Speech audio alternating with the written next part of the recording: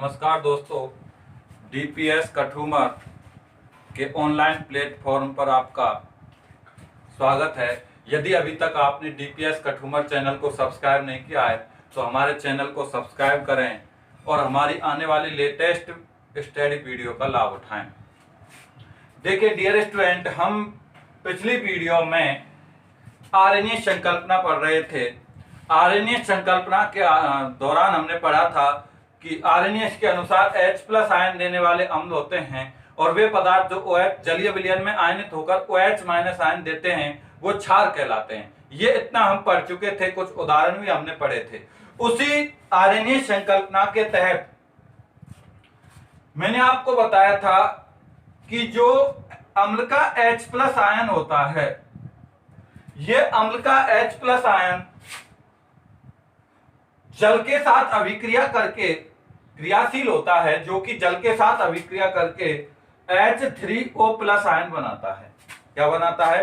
H3O+ ion बनाता है, hydronium ion बनाता है। क्या बना लेता है? हाइड्रोनियम आयन बना लेता है। ध्यान से सुनिए, आरएनए संकल्पना में हमने पढ़ा कि अम्ल जलीय विलयन में आयनित होकर H+ आयन देते हैं। क्या देते हैं? H+ आयन देते हैं। तो उस दौरान निकलने वाला H+ आयन क्रियाशील होता है, जो कि जल से अभिक्रिया करके H3O+ आयन हाइड्रोनियम आयन बना लेता। इतना हम इसमें पढ़ चुके थे। देखिए, अम्ल और क्षार, अम्ल और क्षार की सांद्रता अर्थात किसी विलयन में अम्लता कितनी है, क्षारीयता कितनी है, इसके आधार पर इन्हें दो दो भागों में बांटा गया। दो प्रकार के अम्ल और दो प्रकार के क्षार। तो इन चारों का हम अध्ययन करेंगे नंबर वाइज। देखिए, पहला है प्रबल अम्ल। प्रबल अम्ल, प्रबल अम्ल क्या होते हैं? प्रबल अम्ल वे अम्ल हैं जो जलीय विलयन में पूर्णतया आयनित हो जाते हैं। क्या हो जाते हैं? जो जलीय विलयन में पूर्णतया आयनित होकर अधिक मात्रा में H+ आयन देते हैं, प्रबल अम्ल कहलाते हैं। अर्थात उनका पूर्ण रूपेण क्या हो जाता है? जलीय विलयन में आयनन हो जाता है। उनका पूर्ण रूपेण क्या हो जाता है? जलीय विलयन में आयनन हो जाता है। तो वे अम्ल जो जलीय विलयन में पूर्ण रूपेण आयनित होकर अधिक मात्रा में H+ आयन देते हैं, क्या कहलाते हैं? प्रबल अम्ल कहलाते। वे अम्ल जो जलीय विलयन में आयनित होकर, जो जलीय विलयन में आयनित होकर पूर्णतया आयनित होकर, जो जलीय विलयन में पूर्णतया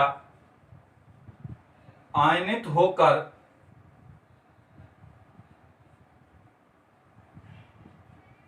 अधिक मात्रा में H+ आयन देते हैं, प्रबल अम्ल कहलाते। वे अम्ल जो जलीय विलयन में आयनित होकर क्या देते हैं? जलीय विलयन में आयनित होकर पूर्णतया आयनित हो जाते हैं और अधिक मात्रा में H+ आयन देते हैं। क्या कहलाते हैं? प्रबल अम्ल कहलाते। क्या कहलाते हैं? प्रबल अम्ल कहलाते। ठीक। जैसे देखिए, ज्यादातर जो इससे पूछा जाता है प्रश्न, इसके उदाहरण पूछे जाते हैं। जैसे HCl, H2SO4, HNO3। यदि इनके रासायनिक नाम की बात करें तो हाइड्रोक्लोरिक अम्ल, हाइड्रोक्लोरिक अम्ल, सल्फ्यूरिक अम्ल,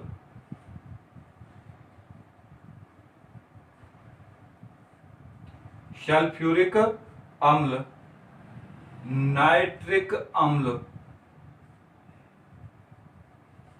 ये इनके नाम हो। ध्यान से देखिए, प्रबल अम्ल पढ़ रहे हैं हम। वे अम्ल जो जलीय विलयन में पूर्णतया आयनित होकर अधिक मात्रा में H प्लस आयन देते हैं, प्रबल अम्ल कहलाते हैं।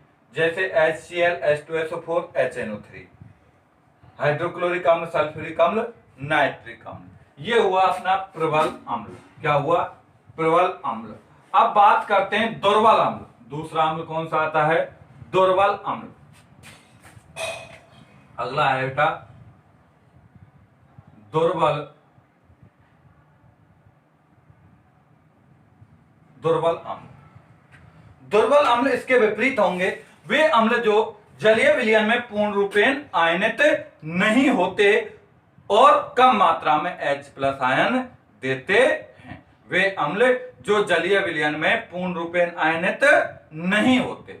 वे अम्ल जो जलीय विलयन में पूर्ण रूपेण आयनित नहीं होते और कम मात्रा में H प्लस आयन देते हैं, दुर्बल अम्ल कहलाते हैं। वे अम्ल जो जलीय विलयन में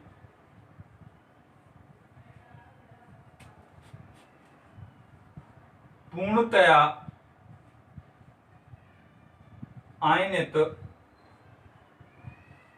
नहीं होते और कम मात्रा में H प्लस आयन देते हैं। और कम मात्रा में क्या देते हैं? H प्लस आयन देते हैं। ध्यान से सुनिए, वे अम्ल जो जलीय विलयन में पूर्णतया आयनित नहीं होते, अर्थात उनका पूर्ण रूपेण आयनन नहीं होता, क्या कहलाते हैं? दुर्बल अम्ल कहलाते हैं। जैसे HCl3COOH, एसिटिक अम्ल। कौन सा अम्ल हुआ? एसिटिक अम्ल। कॉमा H2CO3, कार्बनिक अम्ल। उदाहरण याद रखने बेटा, इनके ज्यादातर उदाहरण ही पूछे जाते हैं। दुर्बल अम्ल कौन कौन से हुए? एसिटिक अम्ल और कार्बनिक अम्ल। कौन कौन से हुए? एसिटिक अम्ल और कार्बनिक अम्ल। वे अम्ल जो जलीय विलयन में पूर्ण रूपेण आयनित नहीं होते और कम मात्रा में H प्लस आयन देते हैं, क्या कहलाते हैं? दुर्बल अम्ल कहलाते हैं। क्या कहलाते हैं? दुर्बल अम्ल कहलाते हैं। जैसे एसिटिक अम्ल और कार्बनिक अम्ल। कौन कौन? एसिटिक अम्ल और कार्बनिक अम्ल। अब देखिए बेटा, ये हमने अम्ल पढ़े। ऐसे ही क्षार भी दो ही होते हैं, दो क्षार होते हैं, प्रबल क्षार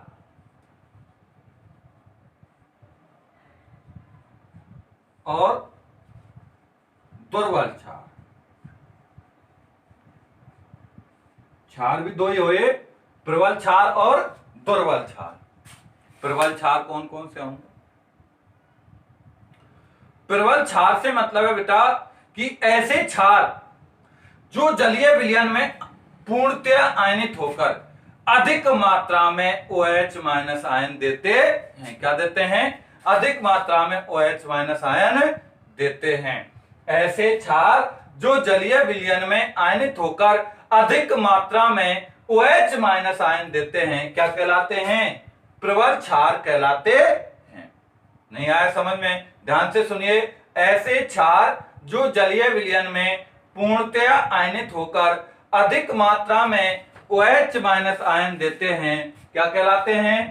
प्रबल क्षार कहलाते हैं। क्या कहलाते हैं? प्रबल क्षार कहलाते हैं। ऐसे क्षार जो जलीय विलयन में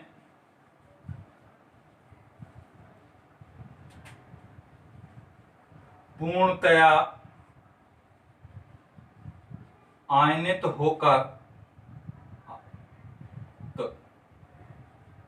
होकर अधिक मात्रा में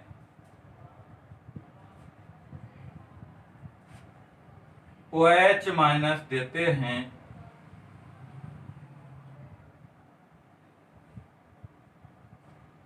प्रबल अम्ल, प्रबल क्षार कहलाते, क्या कहलाते हैं?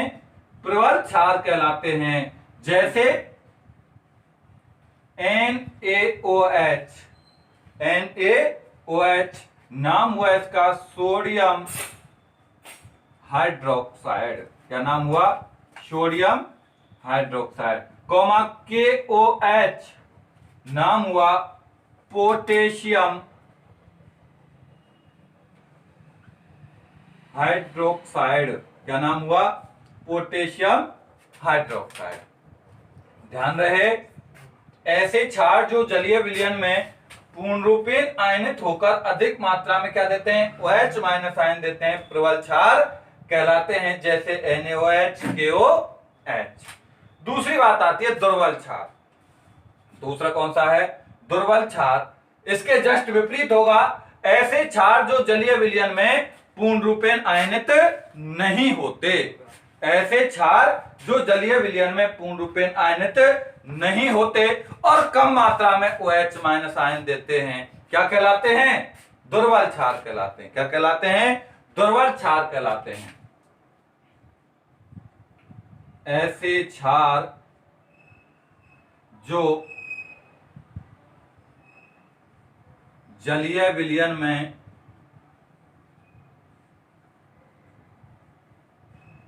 पूर्णतया आयनित होकर पूर्णतया आयनित नहीं होते, वह कम मात्रा में OH माइनस आयन देते हैं, दुर्बल क्षार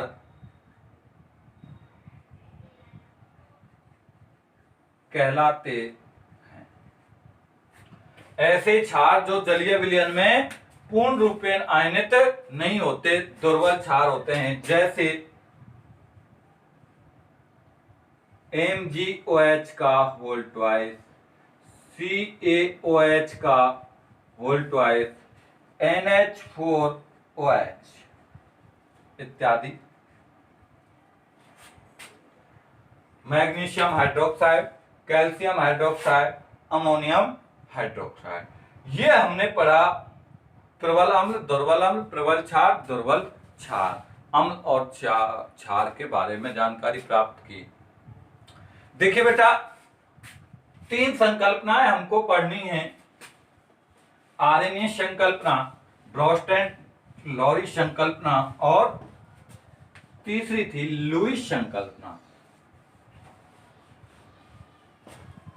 तो आर्रेनियस संकल्पना के बारे में हमने पढ़ा और आर्रेनियस संकल्पना में हमने देखा कि आर्रेनियस संकल्पना द्वारा केवल ऐसे अम्ल क्षारों को ही परिभाषित किया गया, ऐसे अम्ल क्षारों की व्याख्या की गई जिनमें H प्लस आयन हो ऐसे अम्ल और OH माइनस आयन हो क्षार। इनकी तो व्याख्या की गई, लेकिन H प्लस विहीन अम्ल और OH माइनस विहीन क्षारों के बारे में आर्रेनियस संकल्पना द्वारा व्याख्या नहीं की जा सकी। तो आगे संकल्पना आई, दूसरी संकल्पना आई ब्रोस्टेड-लॉरी संकल्पना। ब्रोस्टेड-लॉरी संकल्पना, ब्रोस्टेड-लॉरी संकल्पना। देखिए क्या थी यह संकल्पना। दो वैज्ञानिक हुए, एक डेनिश रसायन वैज्ञानिक थे जोहान्स ब्रोस्टेड जो कि डेनिश के थे, और एक अंग्रेज रसायन वैज्ञानिक हुए थॉमस एम लॉरी। लॉरी। एक डेनिश रसायन वैज्ञानिक थे जोहान्स ब्रोस्टेड और एक अंग्रेज रसायन वैज्ञानिक थे थॉमस एम लॉरी। दोनों ने अम्ल क्षार की व्याख्या की, अम्ल क्षार को परिभाषित किया और दोनों द्वारा दी गई संकल्पना ब्रोस्टेड लॉरी संकल्पना कहलाई। क्या कहलाई? ब्रोस्टेड लॉरी संकल्पना के नाम से जानी गई। क्या थी देखिए ब्रोस्टेड लॉरी संकल्पना।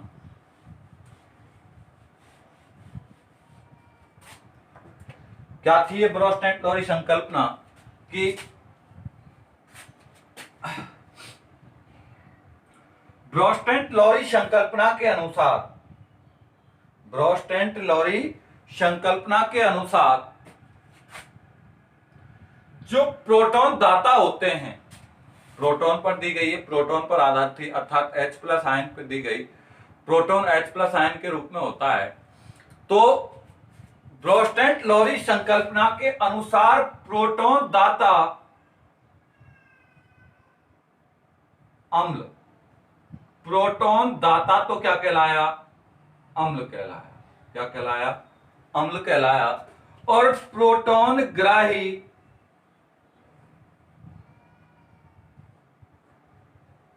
क्षार कहलाया। ध्यान से सुनिए, ब्रोस्टेड लॉरी संकल्पना के अनुसार प्रोटॉन दाता अम्ल होते हैं और प्रोटॉन ग्राही क्षार होते हैं। अर्थात वे पदार्थ जो प्रोटॉन त्यागते हैं, प्रोटॉन देते हैं, वो अम्ल कहलाते हैं और जो प्रोटॉन त्यागते, वो ग्रहण करते हैं, वो क्षार कहलाते हैं। ब्रोस्टेड लॉरी संकल्पना के अनुसार वे पदार्थ जो प्रोटॉन दाता होते हैं, प्रोटॉन त्यागते हैं, अम्ल कहलाते हैं, तथा वे पदार्थ जो प्रोटॉन ग्राही होते हैं, क्षार कहलाते हैं। क्या कहलाते हैं? क्षार कहलाते हैं। ब्रोस्टेड लॉरी संकल्पना के अनुसार प्रोटॉन दाता अम्ल होते हैं और प्रोटॉन ग्राही क्या होते हैं? क्षार होते हैं। नहीं आया समझ में? वे पदार्थ जो प्रोटॉन त्यागते हैं अर्थात प्रोटॉन दान करते हैं, प्रोटॉन देते हैं, अम्ल कहलाते हैं और प्रोटॉन ग्राही अर्थात जो प्रोटॉन ग्रहण करते हैं, वो क्षार होते हैं। एक अब इन्होंने जो संकल्पना दी उसमें संयुग्मी अम्ल क्षार थे। जो अम्ल होता है उससे संयुग्मी क्षार बनता है और जो क्षार होता है उससे अपना संयुग्मी अम्ल बनता है। अम्ल से संयुग्मी क्षार बनता है और क्षार से संयुग्मी अम्ल बनता है। तो इस तरह से ये जो संकल्पना थी वो संयुग्मी अम्ल क्षार पर आधारित संकल्पना थी। अब कुछ उदाहरण लेते हैं, उदाहरणों से हम समझते हैं। देखिए Ha+B,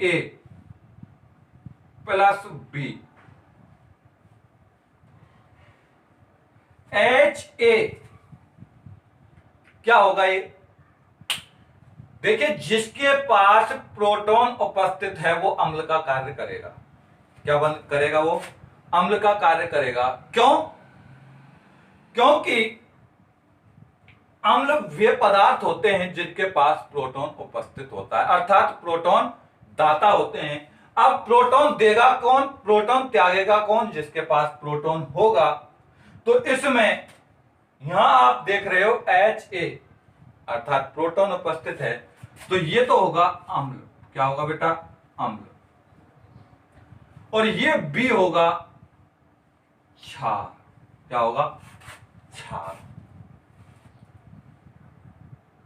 चूंकि अम्ल प्रोटॉन देते हैं, प्रोटॉन त्यागते हैं, तो ये एक प्रोटॉन त्यागेगा और एक प्रोटॉन त्याग कर B इस प्रोटॉन को क्या कर लेगा? ग्रहण कर लेगा और ये बन जाएगा Hb++A-।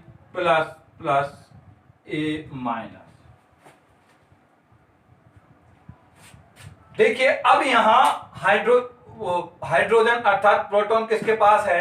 B के पास। तो B किसका कार्य करेगा? अम्ल का। किसका कार्य करेगा? अम्ल का। लेकिन अम्ल कौन सा होगा? ये होगा संयुग्मी अम्ल। क्या होगा? संयुग्मी अम्ल। तो Hb तो होगा यहां संयुग्मी अम्ल। और ए होगा संयुग्मी क्षार। ए क्या होगा? संयुग्मी क्षार। बी तो होगा संयुग्मी अम्ल और ए क्या होगा? संयुग्मी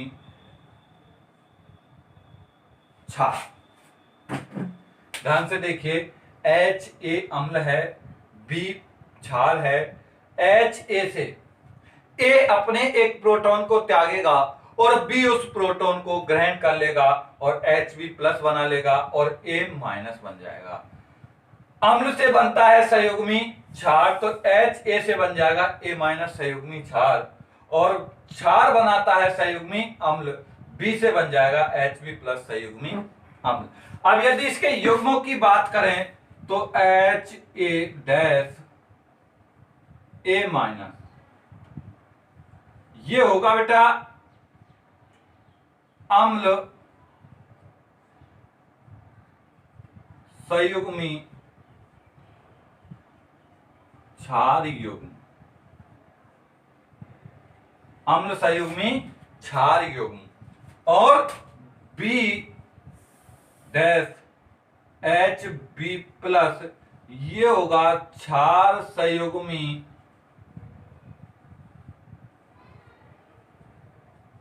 अम्ल युग्म, क्षार संयुग्मी अम्ल युग्म। B dash H B plus, ये बनेगा क्षार संयुग्मी अम्ल युग्म। H A dash A minus अम्ल संयुग्मी क्षार युग्म, अर्थात अम्ल संयुग्मी क्षार बनाता है और क्षार संयुग्मी अम्ल बनाता है। ये एक उदाहरण आपके सामने मैंने दिया। अब एक और उदाहरण लेते हैं, इसको देखिए मैं साफ कर रहा हूं।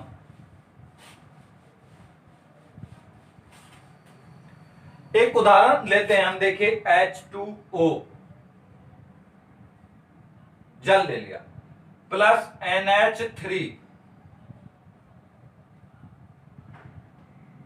यहां देखिए NH3 और H2O। आपको पता है बेटा NH3 सहसंयोजक अणु है, सहसंयोजक यौगिक, जबकि H2O आयनिक यौगिक है। H2O जब टूटता है तो H प्लस और OH माइनस में टूटता है। अभी अभी हमने पढ़ा है H प्लस और OH माइनस में टूटता है। क्यों? क्योंकि इसका निर्माण होता है H2O, जो बनता है तब H प्लस और OH माइनस से मिलकर बनता है। जब इसका आयनिक विद्युत अपघटन किया जाता है तो ये विद्युत अपघटन के दौरान H प्लस और OH माइनस में टूटता है। अर्थात इस H2O के पास एक H प्लस आयन उपस्थित है, अर्थात इसके पास प्रोटॉन है, जबकि यहां कोई H प्लस आयन नहीं है, अर्थात यहां कोई प्रोटॉन नहीं है। प्रोटॉन किसके पास है? H2O के पास। किसके पास है? H2O के पास प्रोटॉन उपस्थित।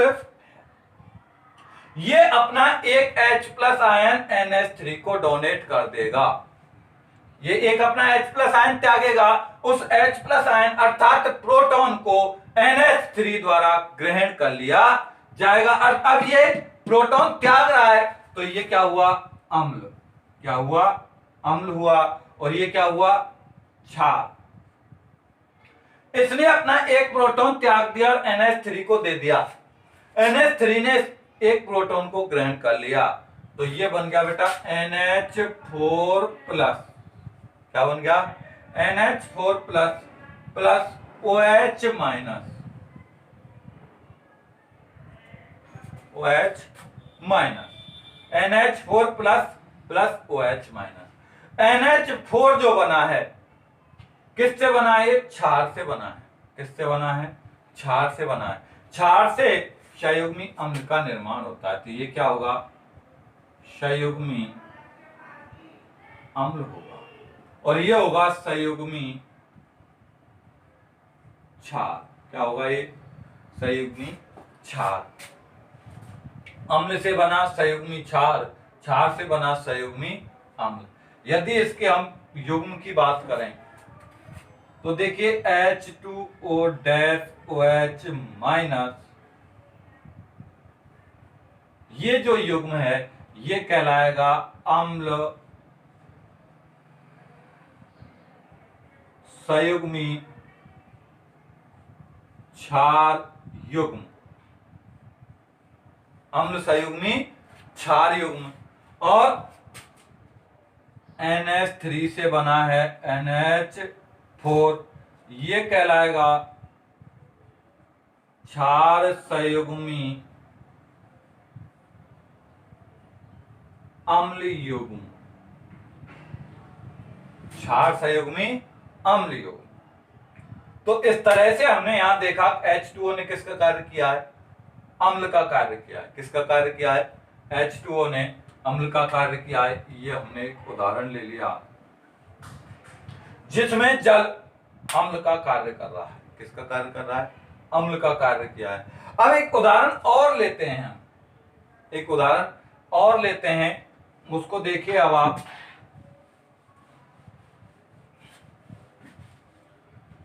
उदाहरण नंबर 2।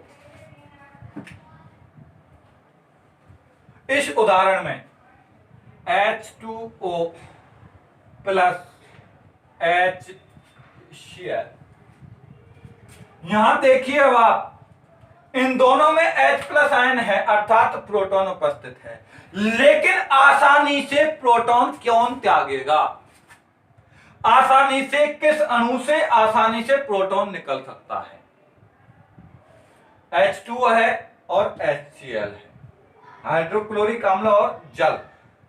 आपने अभी देखा कि H2O का तो विद्युत अपघटन किया जाता है तब जाके प्रोटॉन त्यागता है। जब H2O का विद्युत अपघटन किया जाता है तो H प्लस आयन निकलता है, प्रोटॉन त्यागा जाता है। जबकि आर्यनीय संकल्पना में हमने पढ़ा है कि HCl आसानी से H प्लस आयन और Cl माइनस में टूट जाता है, अर्थात HCl से प्रोटॉन आसानी से निकल सकता है। H प्लस आयन से HCl से आसानी से H प्लस आयन निकल जाएगा। तो HCl करेगा यहां अम्ल का कार्य और जल करेगा क्षार का कार्य, जबकि पिछले उदाहरण में जल ने अम्ल का कार्य किया था। अब यहां देखिए बेटा, ये बन जाएगा H3O प्लस, अर्थात इससे जो H प्लस आयन निकलेगा वो जल के अणु द्वारा ग्रहण कर लिया जाएगा और H3O plus ion hydronium ion बन जाता है प्लस Cl माइनस और क्लोराइड आयन बच जाता। ये क्या बन जाता है, हाइड्रोनियम आयन बन जाता है। क्या बन जाता है, हाइड्रोनियम आयन बन जाता है। यहां देखिए H2O क्षार, HCl अम्ल, दोनों ने मिलकर H3O प्लस, HCl से निकलने वाला H प्लस आयन अर्थात प्रोटॉन H2O द्वारा ग्रहण कर लिया जाता है और H3O प्लस बन जाता है Cl माइनस। ये बन जाएगा बेटा संयुग्मी अम्ल, सॉरी क्षार है, क्षार बदला है H3O प्लस में, अर्थात ये बन गया संयुग्मी अम्ल और ये बन जाता है संयुग्मी क्षार। क्या बन जाता है, संयुग्मी क्षार। क्षार से बना संयुग्मी अम्ल और अम्ल से बना संयुग्मी क्षार। अब देखिए यदि युग्म की बात करें तो H2O से बना H3O प्लस, ये युग्म कहलाएगा बेटा क्षार संयुग्मी अम्ल युग्म।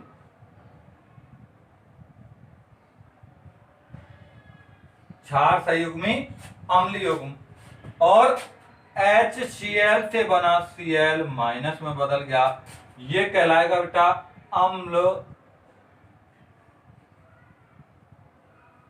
संयुग्मी क्षार युग्म, अम्ल संयुग्मी क्षार युग्म।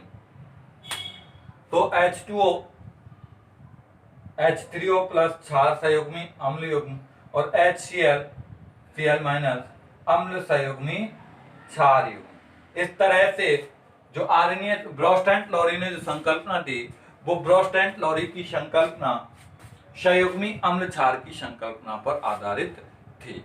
अभी आपके सामने मैंने दो उदाहरण दिए, दो उदाहरणों से स्पष्ट किया। दोनों उदाहरणों से स्पष्ट है कि अम्ल संयुग्मी क्षार बनाता है और क्षार संयुग्मी अम्ल बनाता है। अब देखिए इस संकल्पना में भी कुछ कमियां थी। इस संकल्पना में भी कुछ कमियां थी। कमी क्या थी कि ये केवल उन्हीं अम्ल और क्षार को डिफाइन कर पाया, ये केवल उन्हीं अम्ल और क्षार की व्याख्या कर पाया जिनमें प्रोटॉन उपस्थित होते हैं, जिनमें प्रोटॉन उपस्थित होते हैं। अप्रोटोनिक अणुओं के बारे में ये कोई भी व्याख्या नहीं कर पाया। अर्थात अप्रोटोनिक जो अणु होते हैं उनके बारे में व्याख्या नहीं कर पाया। जैसे देखो अप्रोटोनिक अणु होते हैं SO2, CO2, SO2, BF3, इन आदि के बारे में ये कोई व्याख्या नहीं कर पाई ये संकल्पना, और ये संकल्पना की कमियां रही। यदि आपसे ब्रोस्टैंट-लॉरी संकल्पना की कमियों की बात करें तो ब्रोस्टैंट-लॉरी संकल्पना केवल प्रोटोनिक पदार्थों के बारे में ही व्याख्या कर पाई। अप्रोटोनिक अणु जैसे CO2, SO2, BF3 के बारे में ये कोई व्याख्या नहीं कर पाई। तो इस तरह से ये आपने ब्रोस्टैंट-लॉरी संकल्पना पढ़ी। तीसरी जो संकल्पना है वो तीसरी संकल्पना है लुईस संकल्पना। लुईस संकल्पना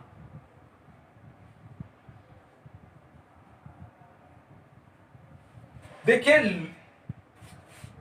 जो आर्यनीय संकल्पना में कमियां थी उनको दूर करने के लिए ब्रोस्टैंट-लॉरी संकल्पना आई।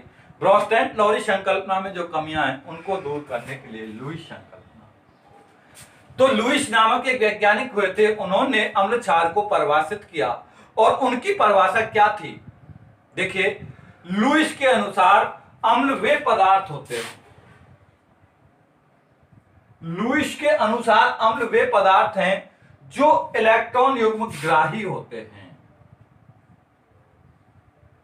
इलेक्ट्रॉन युग्म ग्राही होते हैं।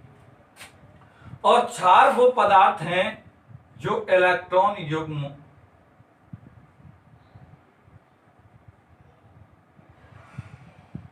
दाता होते हैं।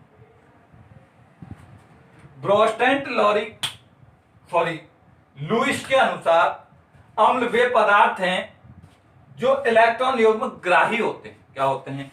इलेक्ट्रॉन युग्म ग्राही होते हैं। और क्षार वे पदार्थ हैं जो इलेक्ट्रॉन युग्म दाता होते हैं। ध्यान से सुनिए कि वे पदार्थ जो इलेक्ट्रॉन युग्म दान करते हैं, इलेक्ट्रॉन युग्म देते हैं, इलेक्ट्रॉन युग्म त्यागते हैं, क्षार कहलाते हैं। क्या कहलाते हैं? क्षार कहलाते हैं। तथा वे पदार्थ जो इलेक्ट्रॉन युग्म ग्रहण करते हैं अम्ल कहलाते। लुईस के अनुसार इलेक्ट्रॉन युग्म ग्राही अम्ल होते हैं और इलेक्ट्रॉन युग्म दाता क्षार होते हैं।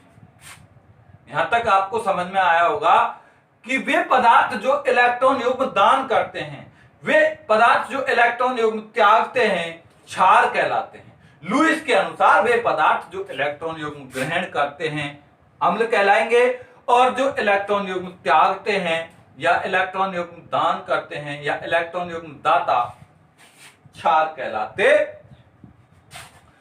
एक उदाहरण देखते हैं हम। BF3 plus NH3।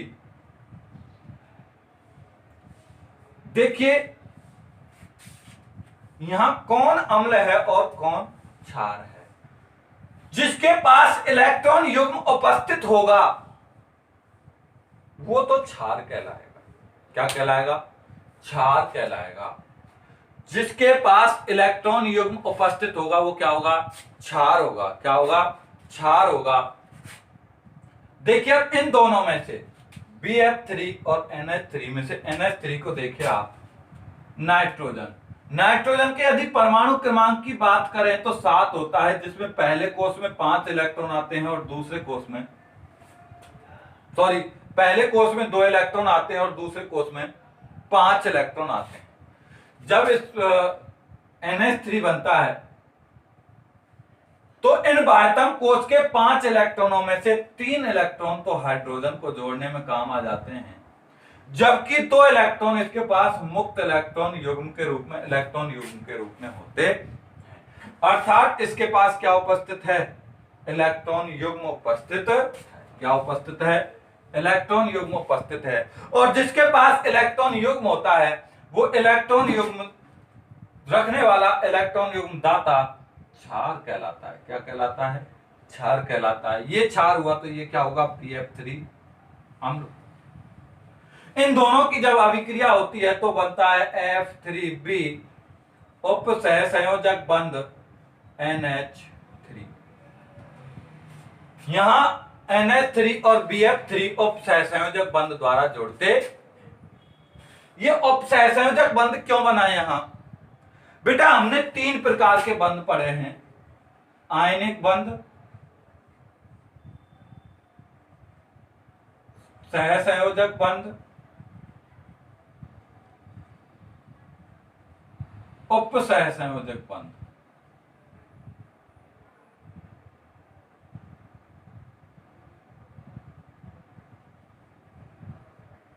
उपसहसंयोजक बंध। आयनिक बंध क्या होते हैं, परस्पर आयनों के आदान प्रदान से, अर्थात धनायन और ऋणायन के आदान प्रदान से बनने वाले बंध, आयनिक बंध।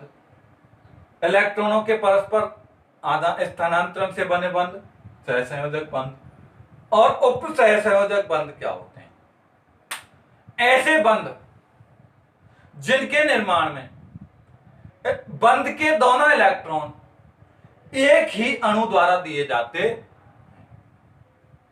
अर्थात जो एक बंध को बनने में 2 इलेक्ट्रॉन काम आते हैं, तो वो बंध के जो दोनों इलेक्ट्रॉन हैं, वो बंध के दोनों इलेक्ट्रॉन यदि एक ही अणु द्वारा दिए जाते हैं तो उपसहसंयोजक बंध का निर्माण होता है। इस अभिक्रिया में आप देख रहे होंगे कि NH3 द्वारा ही दोनों अपना इलेक्ट्रॉन युग्म BF3 को डोनेट किया गया है और दोनों ही बंध के दोनों ही इलेक्ट्रॉन युग्म एक ही अणु द्वारा दिए गए हैं, इसलिए यहां किसका निर्माण होता है, NH3 अणु, सॉरी, उपसहसंयोजक बंध का निर्माण होता। ये आपने एक उदाहरण से इसको स्पष्ट किया। अब बेटा बात आती है कि लुईस अम्ल और लुईस क्षार कौन कौन से पदार्थ होते हैं। लुईस अम्ल और लुईस क्षार हम किन पदार्थों को कहेंगे, तो देखिए लुईस अम्ल की मैं बात करूं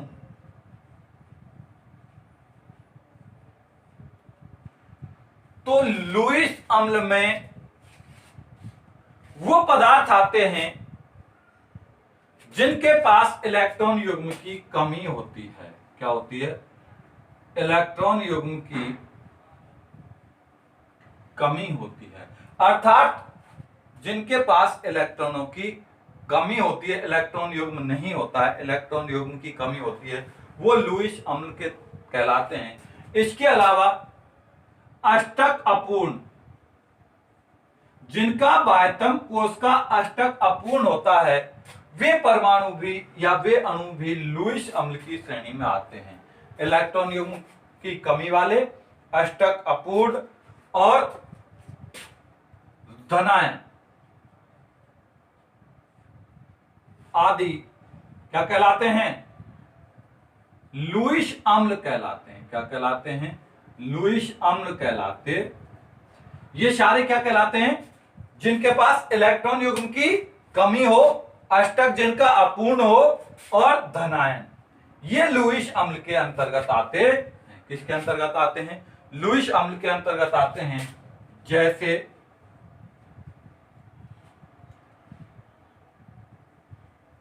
BF3 AlCl3 Na+ Mg+2 Ca+2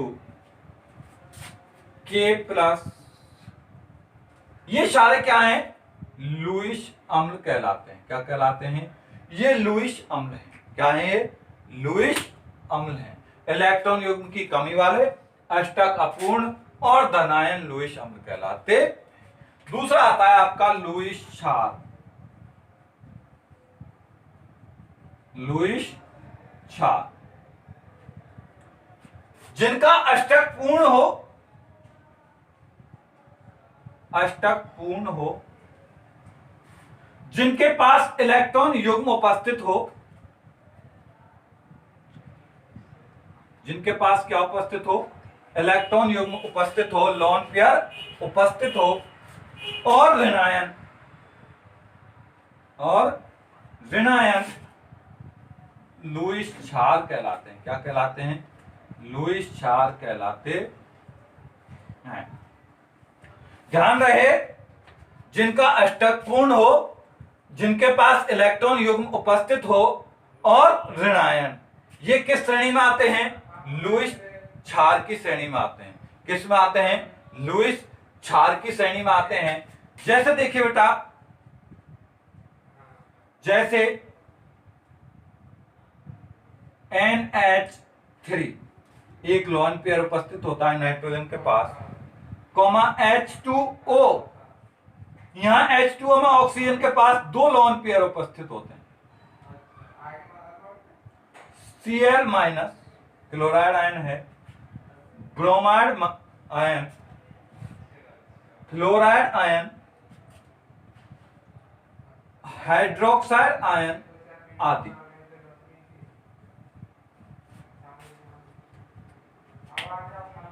Lewis क्षार अष्टक पूर्ण वाले, इलेक्ट्रॉन युग्म उपस्थित, ऋणायन लुईस क्षार कहलाते हैं। उदाहरण में यदि हम NH3 को देखें तो NH3 नाइट्रोजन के पास एक लोन पेयर उपस्थित है, H2O में O के पास दो लोन पेयर उपस्थित हैं, ऑक्सीजन के पास chloride ion, bromide ion, fluoride ion, hydroxide ion, ये सभी क्या हैं? लुईस क्षार है। क्या है ये? लुईस क्षार कहलाते। तो इस तरह से आज के इस वीडियो में हमने ब्रोस्टेंट-लॉरी संकल्पना और लुईस संकल्पना के बारे में पढ़ा। आप 2-3 बार वीडियो को रिवाइज करोगे और आप किताब से भी इसका अध्ययन करोगे, किताब भी अपने साथ रखोगे वीडियो देखते समय। फिर भी यदि आपको कोई परेशानी है तो आप विद्यालय के व्हाट्सएप नंबर पर अपनी समस्या भेजकर उसका समाधान हमसे प्राप्त कर सकते। धन्यवाद।